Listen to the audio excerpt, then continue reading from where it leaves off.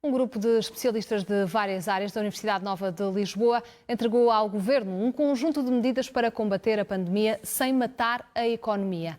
O relatório chama-se Salvar Vidas, Salvar a Economia, Preparar o Futuro. Pedro Brinca é coautor do estudo e é nosso convidado neste Jornal da Meia-Noite. Muito boa noite e bem-vindo. Sendo da área da economia, vamos abordar o tema por aí. A estratégia apresentada por vocês contrariado o Governo em alguns pontos. Quer-nos explicar quais? É assim, é importante perceber que na parte da estratégia económica para o aliviar das medidas de confinamento é muito mais aquilo que é comum do que aquilo que é diferente. Existe um consenso bastante alargado do ponto de vista da estratégia ou da disciplina da economia sobre o que fazer para podermos transitar para um novo normal, não é? Se é que vamos ter isso.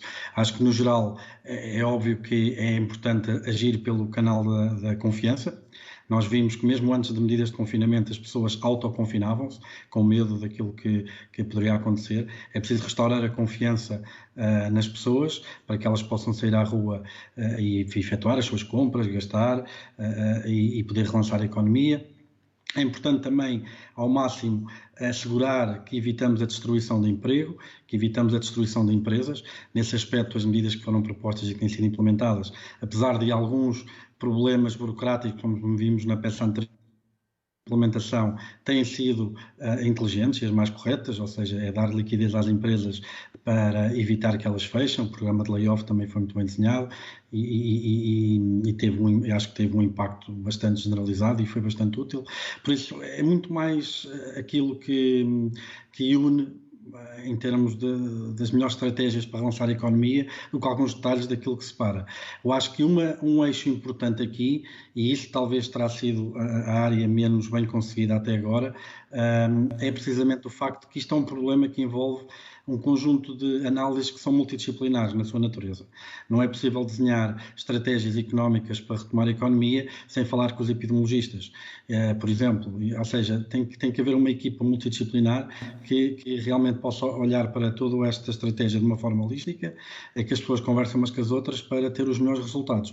Eu acho que, mais do que tudo, a principal recomendação deste relatório é precisamente para a criação desse grupo consultivo independente, multidisciplinar, que possa apoiar o Governo nessa gestão eficaz e equilibrada da retoma, à imagem daquilo que também já se faz noutros países, como por exemplo a Itália.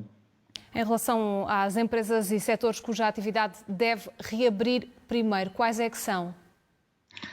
Pronto, um trabalho que fizemos na nova SBE foi precisamente, e que também resultou das conversas que tivemos nesta Task Force, foi precisamente olhar para cada setor e tentar classificar cada setor de atividade de acordo com o risco de suscetibilidade, ou seja, envolvem trabalhadores em tarefas que têm contato próximo com as pessoas, ou que estão expostos a doenças, ou que têm um contacto inclusive direto com pessoas, estão a pensar em desportistas, massagistas, etc.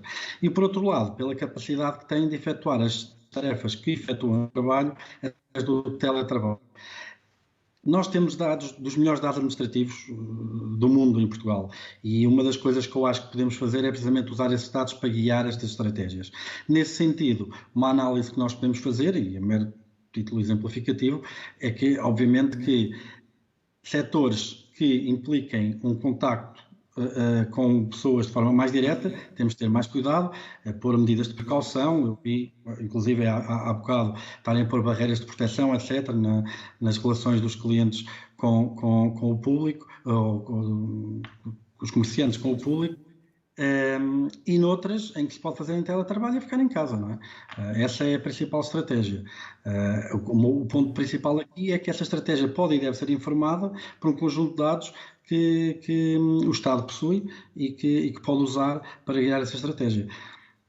Para terminarmos, o nosso tempo já está a passar a voar. O Ministro hoje rejeitou esta ideia de abrir por zonas geográficas. Foi isso que também conseguiram concluir no vosso relatório ou não? É assim, a estatística é uma ferramenta, nunca é a conclusão de nada, não é? Estatisticamente, obviamente que o perigo de contágio é maior em zonas que têm mais, ou pelo menos nesta fase da pandemia, em zonas que têm mais pessoas infectadas, onde houve mais prevalência e incidência dos casos. Não obstante, esse pode não ser, ou não tem que ser, o critério único, não é? Existem outros critérios que podem levar a que essa decisão seja tomada, em que realmente o abrandamento das medidas de confinamento não tenha uma matriz geográfica na sua decisão. E, pelos vistos, foi aquilo que o Ministro tomou. Pedro Brinca, muito obrigada por esta análise económica neste Jornal da Meia-Noite, depois de se saber deste relatório apresentado pela Universidade Nova de Lisboa.